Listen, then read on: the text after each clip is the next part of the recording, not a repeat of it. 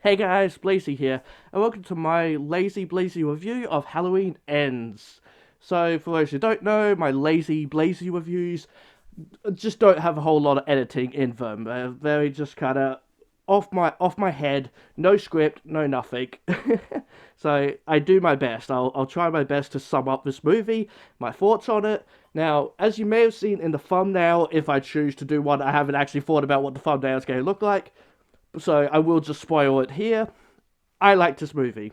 I actually really like this movie. Yeah, I didn't just like the movie. I really like this movie. And that's not something people say about this movie. It's hugely divided between people. A lot of people dislike this movie, quite a lot. But then there's also people who do like this movie, but they're not really sure why they like the movie, but they like the movie. But you generally on YouTube, I it's probably like 90% of people are hating on it, and the other 10% are like, no, this is actually a pretty okay movie. And I'm in that 10%. I like this movie.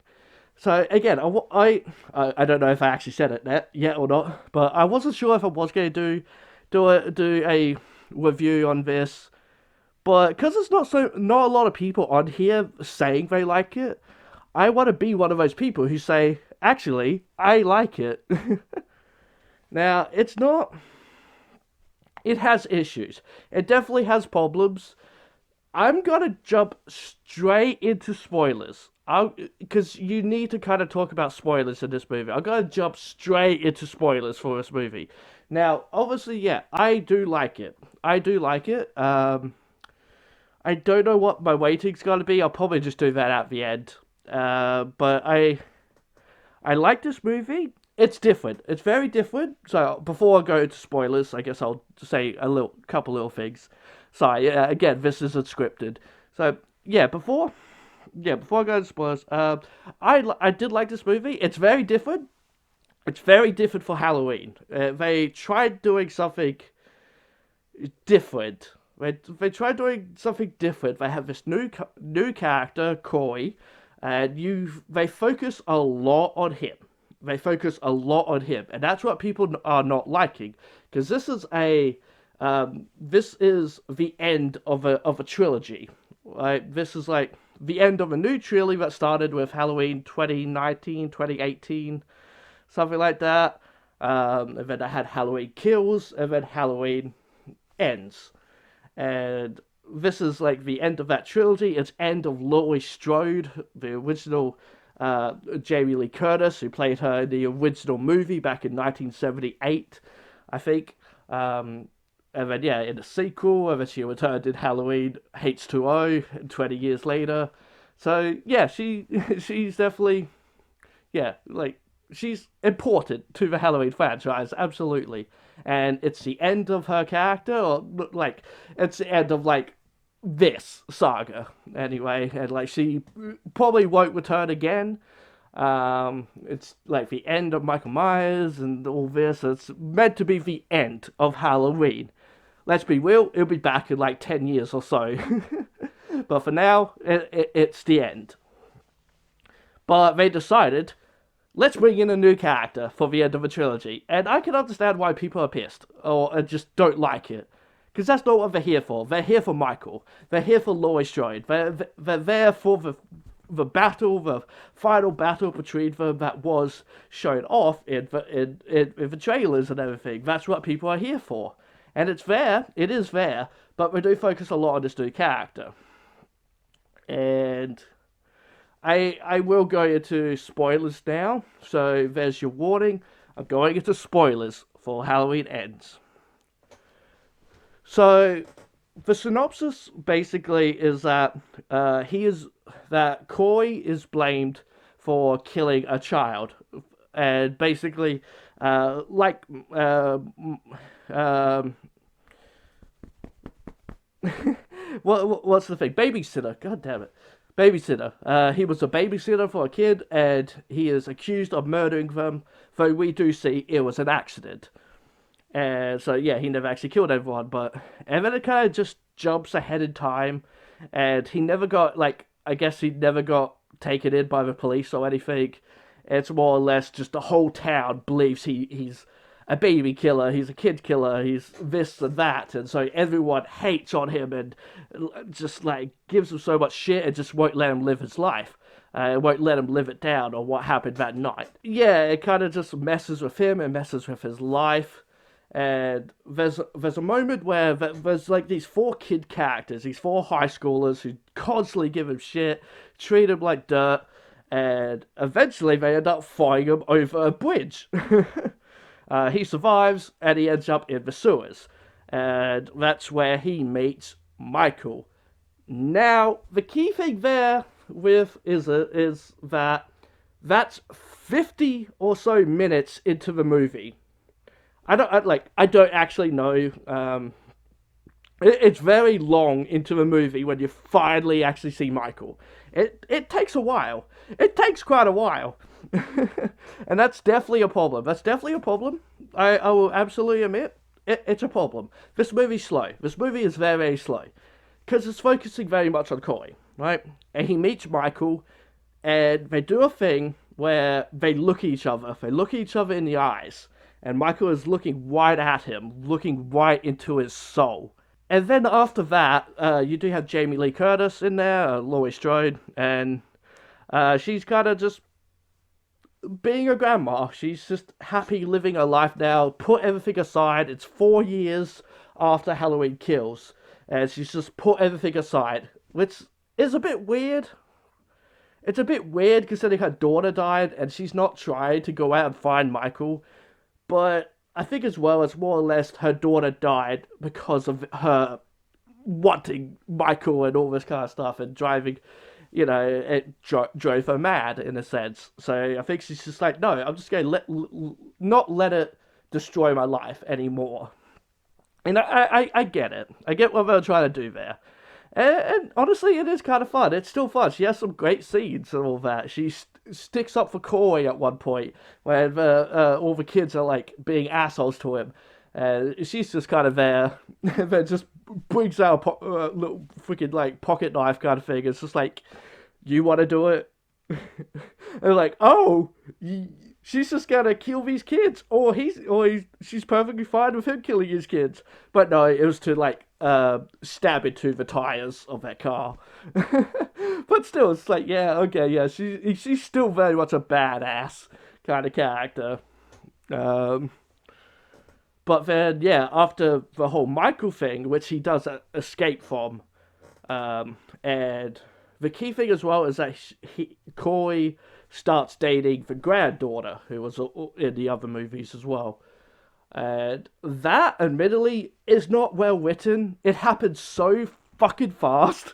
It happened so fast and just was not well written at all. Like, as soon as he walks into, like, where she works, she just looks at him and just falls in love instantly. Now, there's some little things here that do work. I don't generally mind too much. But they do, but it is really, really quick.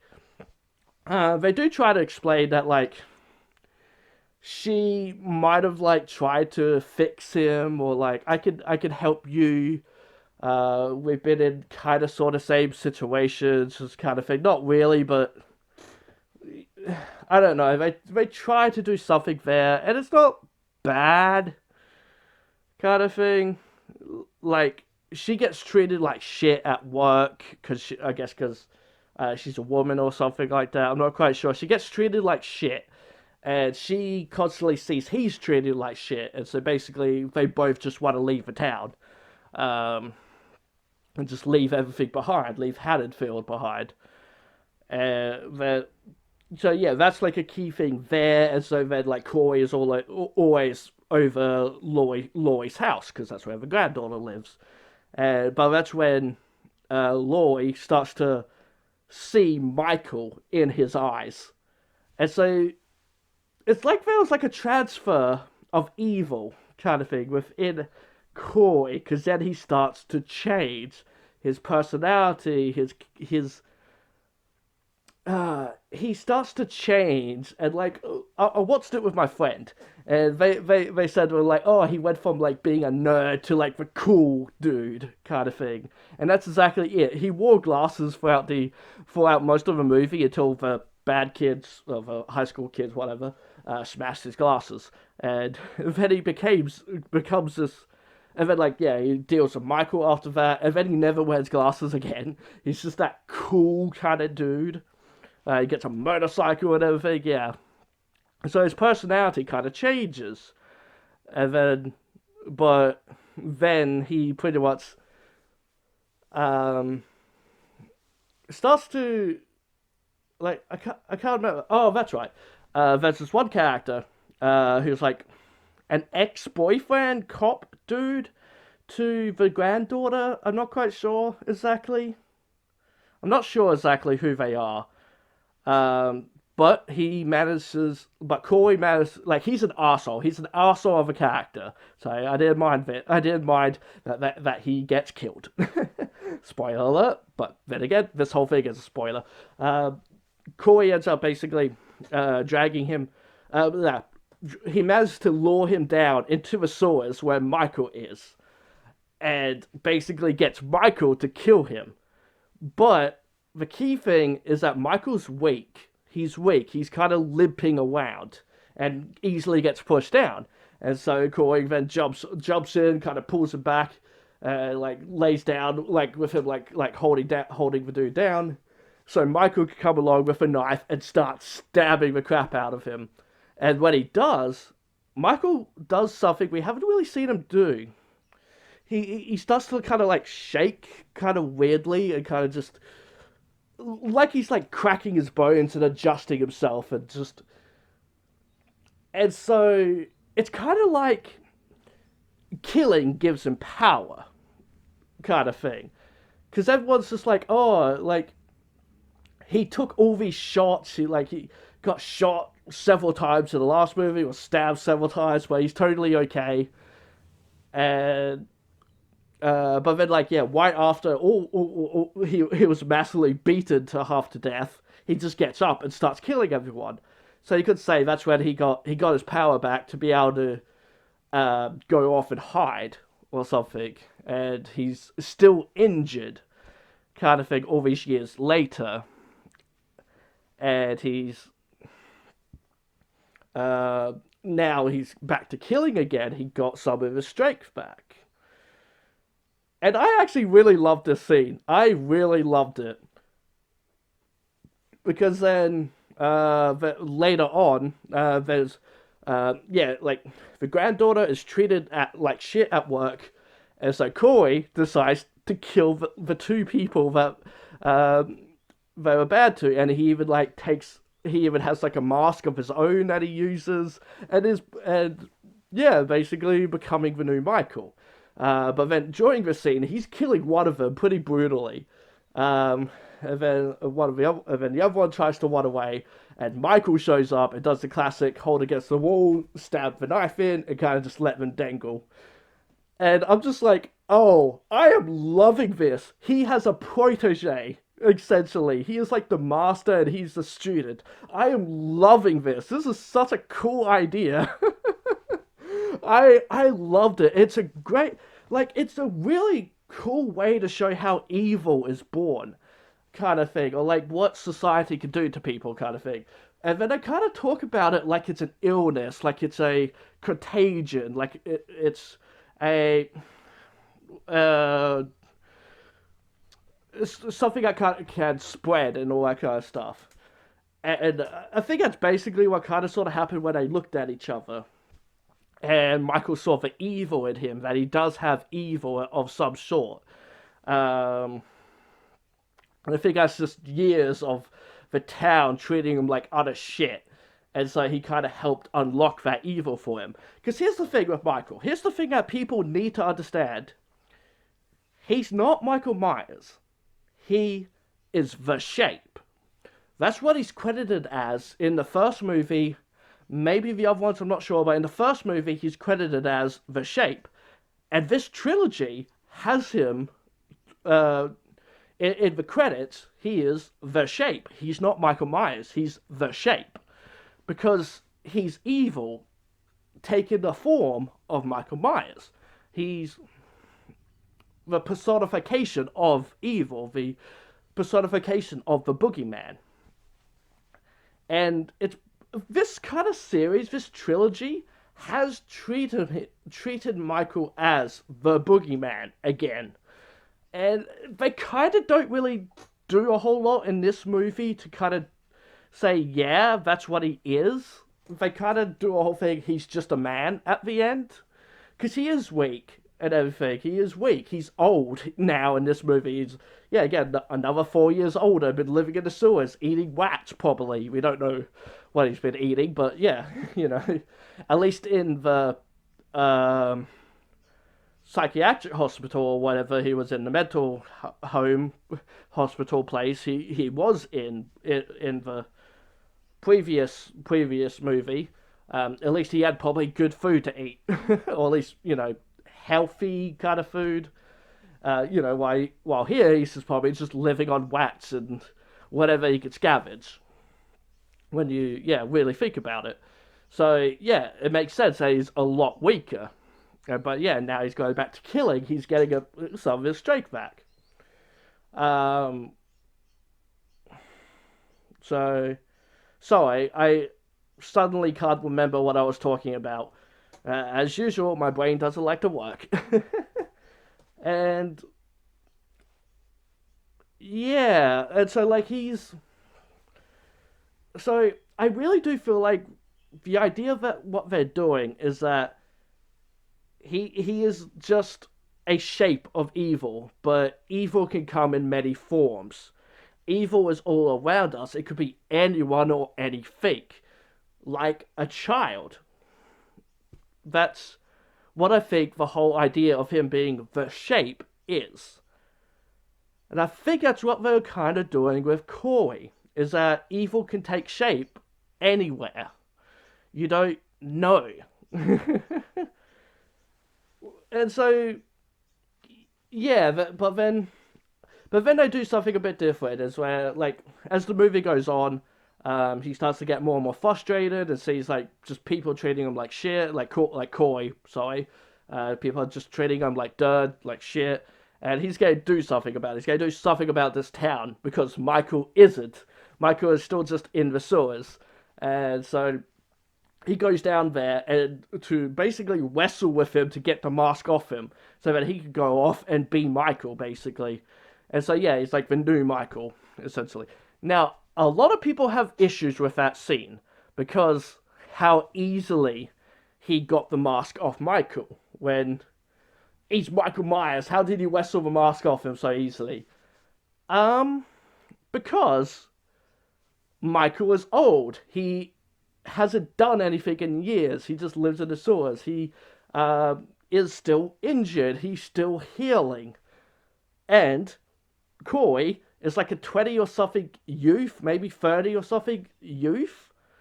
So, of course, he would be able to overpower an old man.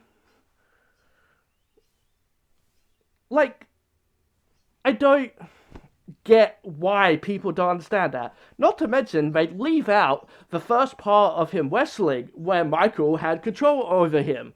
It's not like a quick and one and done scene. It's a little bit of a fight. It's just not well shot. It's just one shot kind of thing. Maybe if I did like several different shots of them wrestling and all that kind of stuff, it might have been a bit better. But no, people, again, leave out the fact that Michael was winning at one point. It's just that, yeah, Corey managed to basically trip him over and beat him and be able to get off the mask. Like, I feel like at that point as well, Michael was probably just confused as well because they've been working together.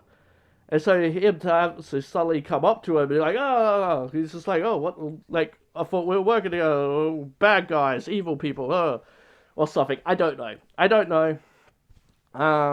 But it's not as bad as everyone makes it out to be. And so then he gets the mask and goes on a killing spree and kills the high schoolers, kills a DJ, and it's so good. It's so good. Like, yeah, I was so happy. I don't care if it's not Michael doing the kills. I just like seeing people get killed in movies. In movies, I just like seeing people get killed interestingly. And there's some really cool, interesting kills in this movie. I absolutely love some of the kills in this movie. And that's all that matters. That's all that matters. Doesn't matter who does it, as long as there's kills in the movie. That's all that matters. And yeah, he goes off basically being Michael with a mask and has his own little suit, jumpsuit thingy. And it's cool. It's very, very cool. And then he goes to Laurie's house for Jamie Lee Curtis. He goes to her house. Um, and they did this whole thing with Laurie's character, that the town hates her because of her obsession with Michael.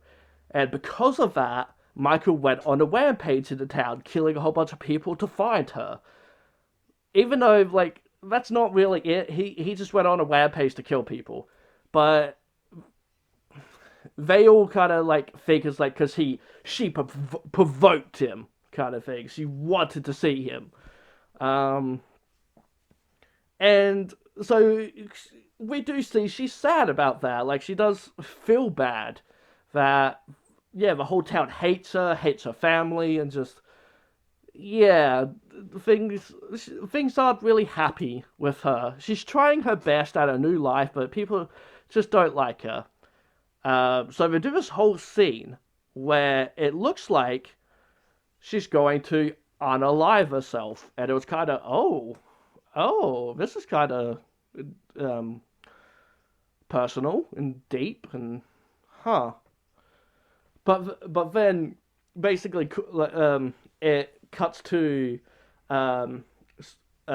Coy, I guess, or Michael, whatever, coming up to the stairs, opens the door, and then she's just like, "You really think I'll fucking kill myself?" And just starts shooting away at him. And it's like, oh, okay, that was badass. That was badass.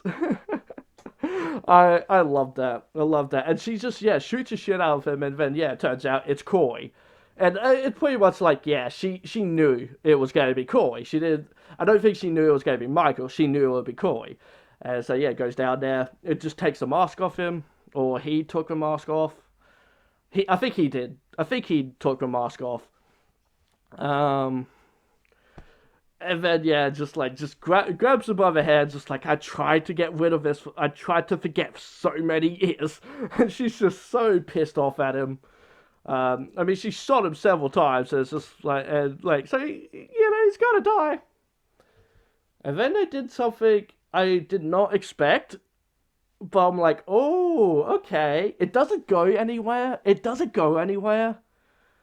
But it was a nice little idea at the start, and I know why it's there. It's there to get rid of her. But yeah, so the granddaughter is coming home, and he somehow knows she is, like, he can hear her, though Lloyd can't. So I don't know what happened there, or at least maybe Lloyd didn't expect what was about to happen. And Coy is just like, well, if I can't have her, and then just has the knife and stabs his neck with the knife. Yeah, essentially killing himself. And then Lloyd takes it out of her as holding the knife as the granddaughter walks in and just sees, oh, you killed my boyfriend. How dare you? What the hell? It's like, oh, this is interesting. This is kind of interesting. This is an interesting way to do it. And so then the granddaughter kind of leaves and drives off. Which then, yeah, the reason why they did that is to get rid of her. Because then Michael comes in. Michael Myers comes in.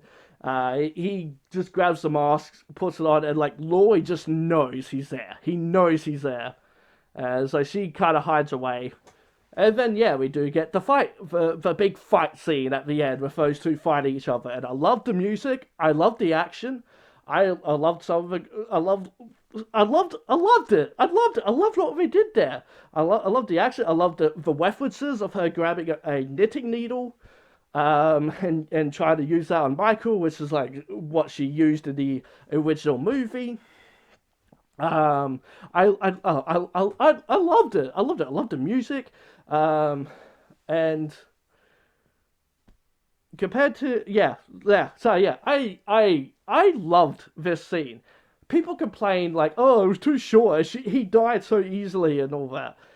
Um, but you guys are idiots because fights are like boxing. They're not like wrestling, which is fake as shit. Wrestling is. Boxing is real. Boxing's real. But it's not like that. You don't have rounds. You don't have rounds. You just a fight to the death is a fight to the it's a fight to the death. It does not last long. So what they did here, I generally enjoyed. I generally thought they did enough. I thought they did enough. Because then she managed to hold him down, get him down, takes the mask off. We do see his face, but not really. We see it from the side, at least. If they never do a front-on shot, which I'm kind of thankful for. But yeah, he's just a creepy old man. And yeah, just kind of just like has knives stabbed in his head, so he's kind of just stuck there. Um, and then make sure he's dead by slitting his throat and then slitting down along there. And make sure he's dead. But and then like the granddaughter comes home and sees Michael's still there. Like Michael was about to kill Loy, like he had his like hand to her throat. And they went full Saw. They went full Saw. At the end of the Saw movies, they always have like a flashback scene of like with the theme music, and I love those scenes. I absolutely love those scenes. But I kind of look forward to it every Saw movie I watch, to just have these flashbacks with the music because I love the theme music. So I love those scenes, and they did that. They had the Halloween music playing while they did a flashback of all the other movies. All building up to this point, and it's like, oh, they went full Saw, and I love it. I loved it. But then, yeah, she comes in, saves his life, and it's like, yeah, we're gonna make sure he's dead. And so, and then show the town as well, because the town has turned on all of them, so it's like, alright, we're gonna show the town. And so they do a thing, they strap him to the car. One of Laurie's friends was a police dude. He's in the previous trilogy movies, and like those two are kind of getting along. It's all very cute and sweet. And so yeah, he decides, yeah, I'm gonna help you out as well. And so basically gets a police escort to the junkyard with Michael on top of the car and with the lights going off so all the townspeople can see, and they all come and watch as they take him to the junkyard, get him to a giant grinder, basically, and Lloyd pushes him down into a grinder, and you do see him get all crunched up and smushed and blood, his head explodes, and it's like, oh, that was gory. But at the same time, I very much appreciated it. I was so scared of it, just go, yeah, cut his neck, make him bleed out, boom, he's dead.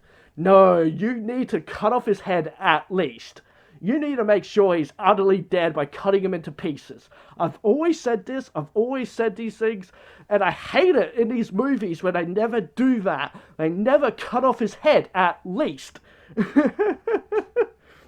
Do that at least. Which is something I like about Halloween H2O, 20 years later. They at least cut off his head in that movie. And it's like, yeah, that's a good ending. Yep, he's definitely dead. Of course, then they made a sequel to that movie with Buster Rhymes. I need to watch that again. I love that movie. I hate the first 5 minutes where they kill off Laurie, but it's a great movie. It's so stupid, but it's so good. Yeah, so they officially kill Michael. They make sure Michael is dead and the evil is gone. The whole town knows it, and so she can finally move on with her life. And yeah, I liked it. really, really liked it. I was having a blast watching this movie. I loved the whole protege kind of thing they were doing. It was weird. Not something I expected, but I liked it. I liked Corey's character. He was well acted and it was interesting. It was just very interesting to me. Maybe it's not the best idea for the end of a trilogy, and that's what a lot of people are saying. That maybe it was a good movie, but it's not a good end to a trilogy. And yeah, I understand that. I understand that. It would have been good for a reboot or something. Um, but I also didn't mind. Like, I didn't mind this movie. I I want to give this movie an 8 out of 10 foxes. I did not mind this movie because a lot of people are also complaining that simply Michael wasn't in it enough. He was in it more than I thought. The way people complained about it, I thought he was in it enough. Yeah, sure, I want more of him, but when he was there, he was a presence. He was scary. He was Michael Myers. He was a presence. And that's what really matters. Because in a lot of the other movies, he'll just be kind of standing there or something. And it's like, yeah, it's creepy. It's like, oh, Michael's there. Oh, what's he got to do? He's going to do nothing.